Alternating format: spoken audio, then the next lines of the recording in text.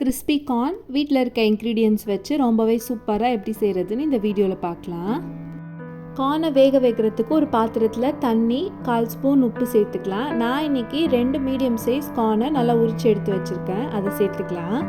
Corn அரை வேக்காடு வெந்தால் போதும். 3லேருந்து 4 நிமிஷம் மட்டும் மீடியம் ஃப்ளேமில் வச்சு கொதிக்க வச்சுக்கோங்க, ஏன்னா நம்ம இதை பொரிக்க போகிறோம்.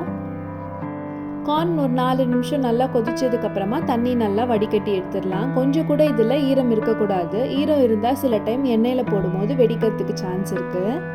தண்ணி நல்லா வடிஞ்சதுக்கப்புறமா ஒரு 15 நிமிஷம் அப்படியே காய வச்சுடுங்க. இது நல்லா ட்ரை ஆனதுக்கப்புறமா நம்ம மாவு சேர்த்துக்கலாம்.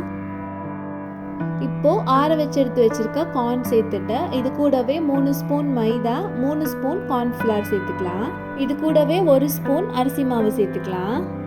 நம்ம எவ்வளோ குவான்டிட்டி கார்ன் எடுக்கிறோமோ அதுக்கேற்ற மாதிரி மாவு அட்ஜஸ்ட் பண்ணிக்கோங்க. டேஸ்ட்டுக்காக அரை ஸ்பூன் உப்பு, ஒரு ஸ்பூன் மிளகுத்தூள் சேர்த்து கார்னில் மாவு எல்லா இடத்துலையும் படுற மாதிரி நல்லா ஒரு வாட்டி மிக்ஸ் பண்ணி விட்டுக்கலாம்.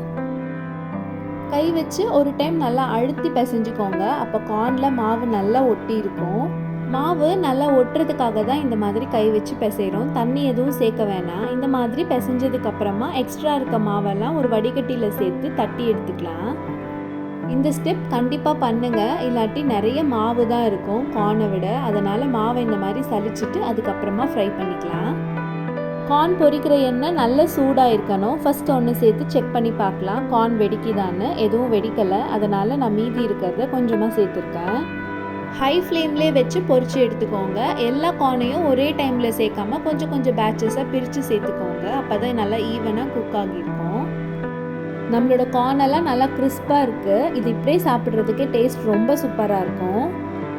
நம்ம இதில் லேசாக மசாலா சேர்த்துக்கலாம். மிக்சிங் பவுலில் பொரிச்சு எடுத்து வச்சுருக்க கார்னு, அரை ஸ்பூன் சாட் மசாலா, அரை ஸ்பூன் சீரகத்தூள், அரை ஸ்பூன் காஷ்மீரி மிளகாத்தூள் சேர்த்துட்டு எல்லாத்தையும் ஒரு வாட்டி நல்லா மிக்ஸ் பண்ணிவிட்டு நம்ம சர்வ் பண்ண வேண்டியதான். இந்த ஈவினிங் ஸ்நாக் ரெசிபியை கண்டிப்பாக ட்ரை பண்ணி பார்த்துட்டு உங்களோட கமெண்ட்ஸை மறக்காமல் என்னோட ஷேர் பண்ணிக்கோங்க. தேங்க்யூ.